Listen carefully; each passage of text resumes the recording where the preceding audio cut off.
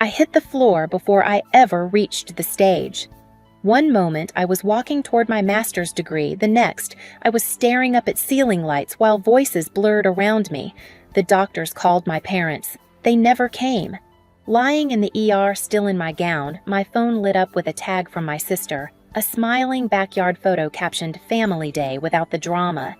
I didn't respond. I couldn't. Days later, still hooked to machines, I finally unlocked my phone. And what I saw made me realize collapsing wasn't the worst part of that day.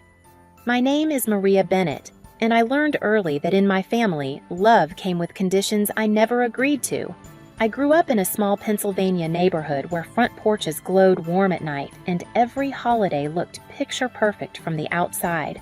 Inside our house, though, I always felt like I was walking around a draft that no one else seemed to notice.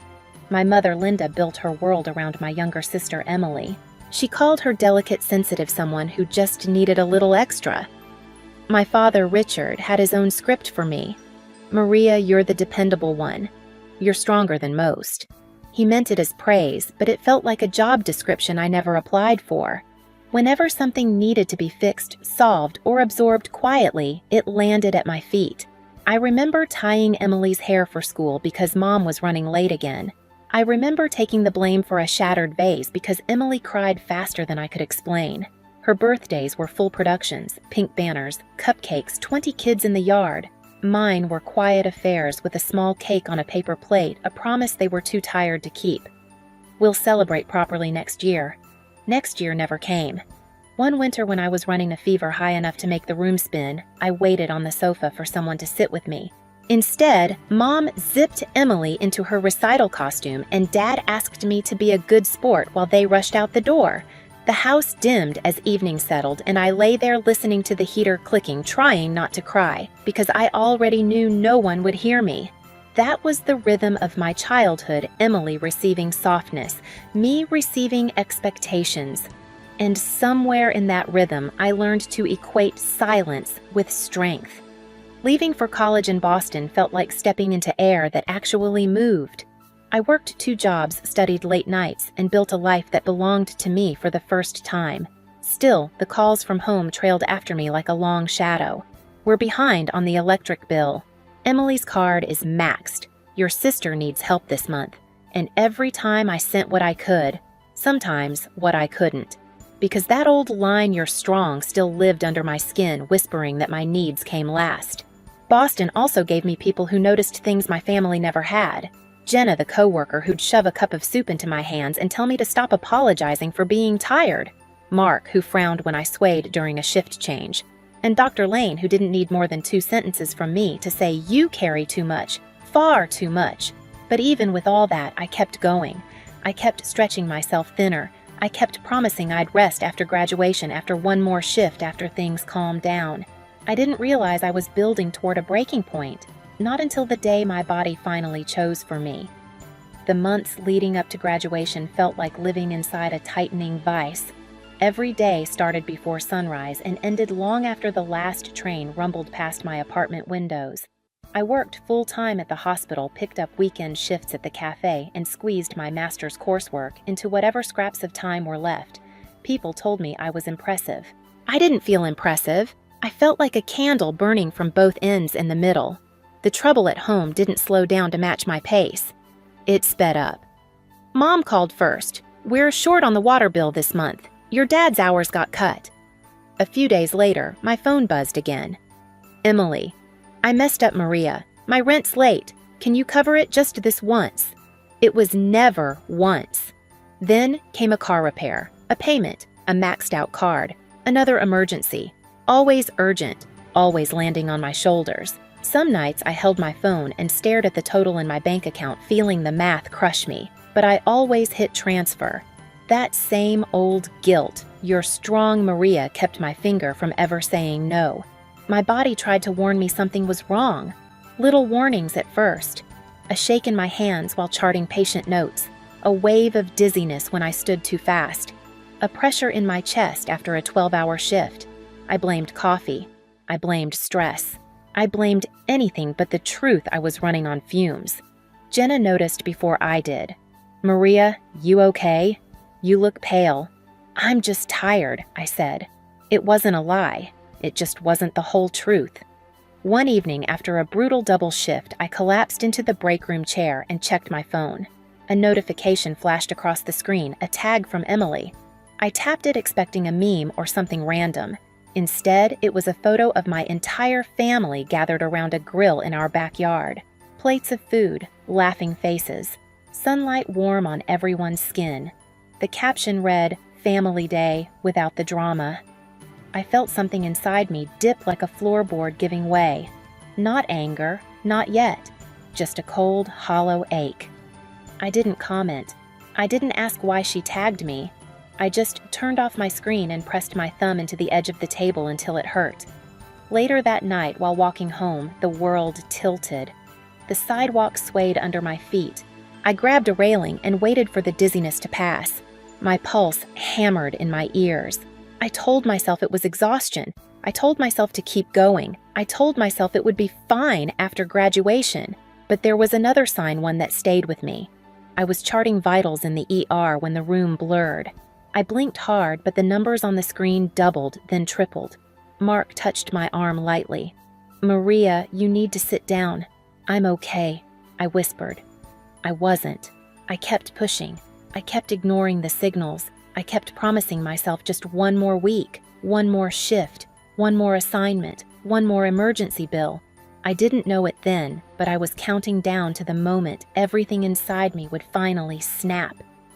The morning of my graduation felt unreal, like I was moving through a world made of glass. Boston was bright and sharp that day, sunlight bouncing off campus buildings, banners fluttering in the wind, families crowding the lawn with balloons and flowers. Everyone looked alive, excited, whole. I told myself I was fine. I smiled when classmates waved. I adjusted my gown even though my hands trembled. My heart beat too fast, too hard, like it was trying to warn me of something I refused to hear. I checked my phone for any message from home. Nothing. When the ceremony started, the dean's voice echoed across the field. Graduates rose row by row, walking toward the stage as applause rolled like a wave. I kept scanning the bleachers left, right top row, bottom row, searching for my family. There were empty seats, but not for me. Mine were never intended to be filled.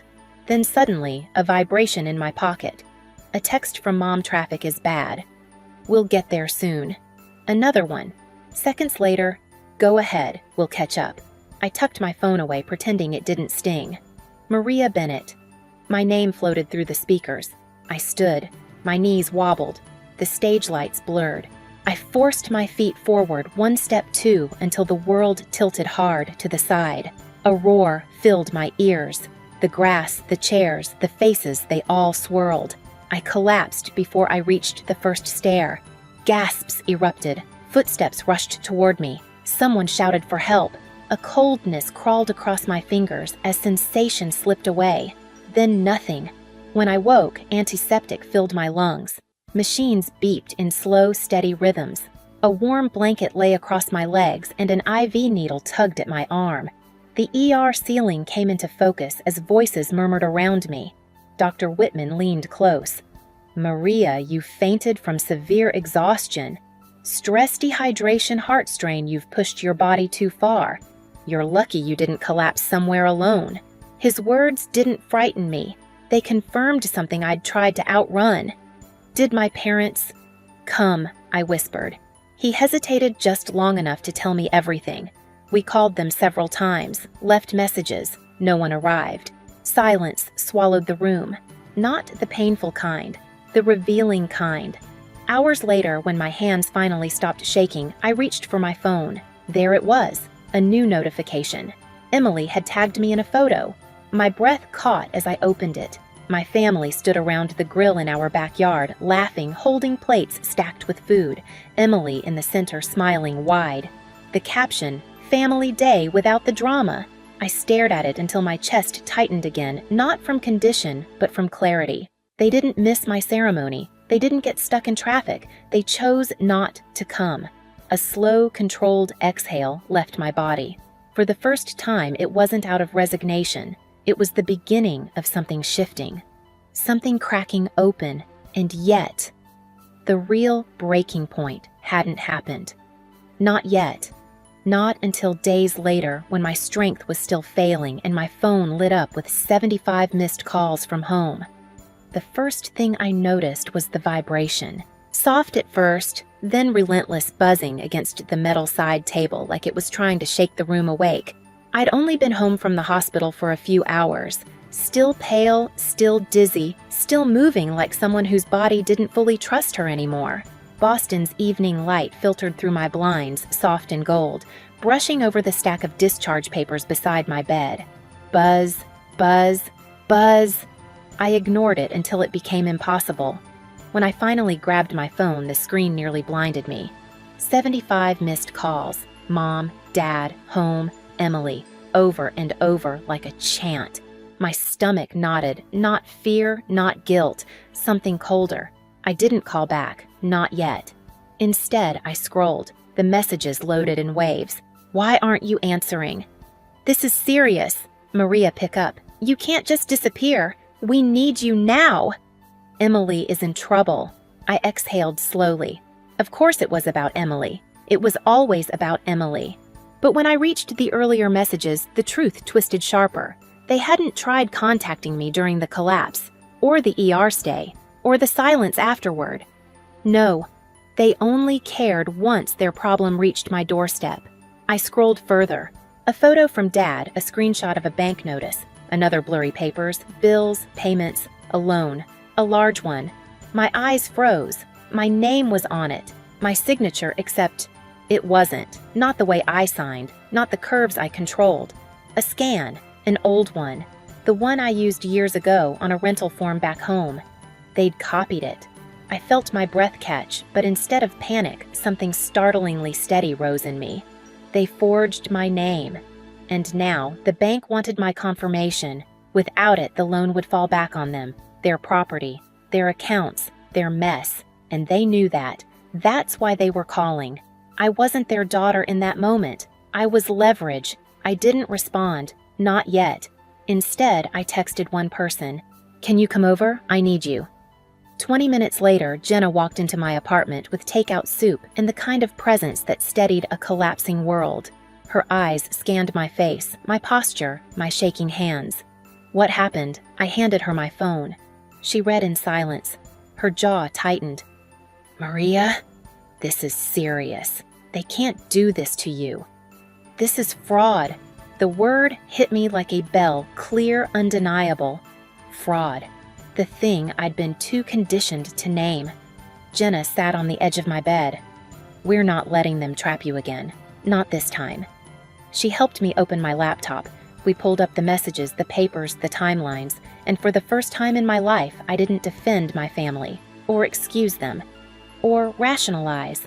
For the first time, I let the truth stand. They used me, I whispered.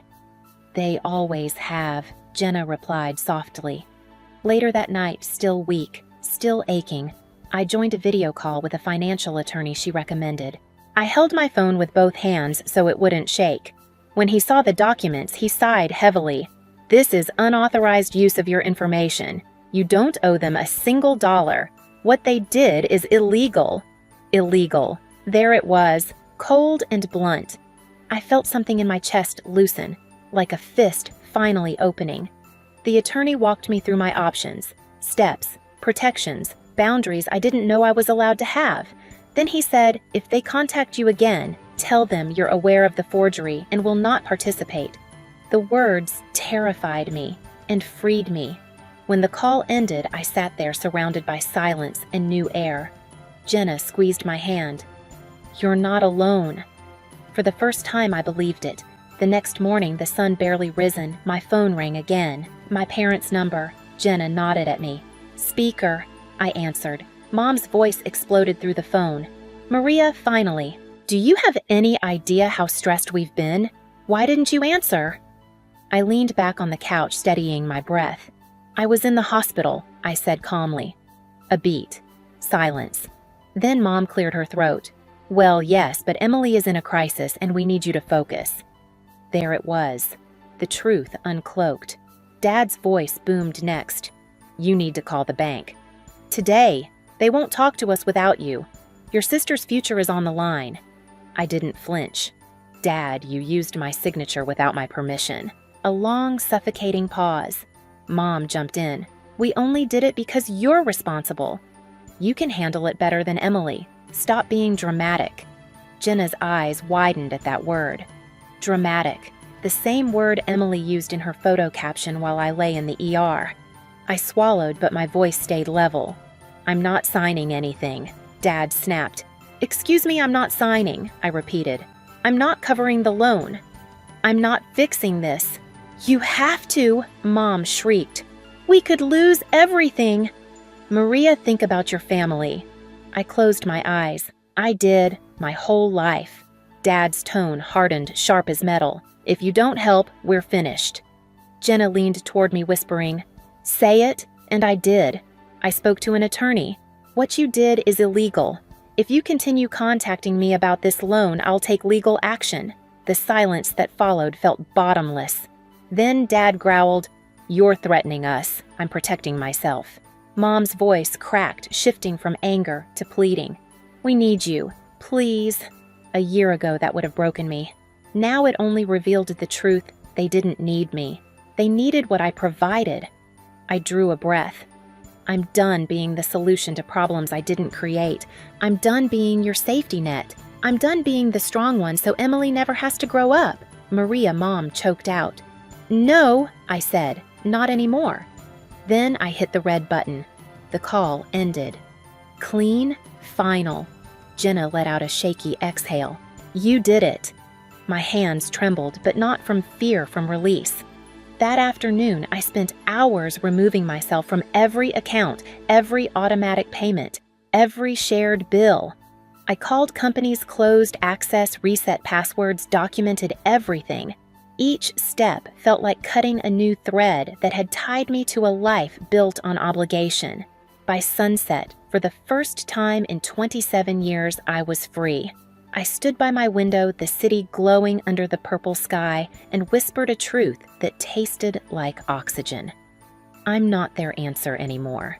And as the last light slipped behind the skyline, I knew part 6 of my story wasn't just about consequences waiting for them. It was the beginning of consequences finally ending for me.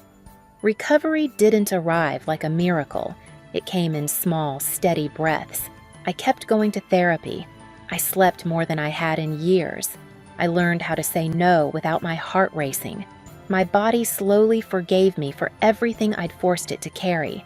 News about my family reached me through distant neighbors. The loan defaulted. The bank stepped in, and Emily had to face the legal consequences herself. For once, I wasn't the cleanup crew. Meanwhile, my life in Boston shifted into something gentler. I moved into a small studio drenched in morning light. I took a new clinical job that valued boundaries. Jenna became my emergency contact, my real family, in every way that mattered. One evening, walking home past blooming trees, I realized my chest felt light. I wasn't waiting for another crisis. I was finally living my own life. I sometimes think back to that day on the graduation stage, the moment my body made the decision my heart was too afraid to choose. It forced me to stop to see the truth, to walk away. And now, standing in my own life, surrounded by people who show up without being asked, I understand something clearly. Choosing yourself isn't selfish, it's survival. If this story touched something in you, share your thoughts in the comments. And if you've ever rebuilt your life from the ground up, you're not alone. Hit subscribe so you don't miss the next story.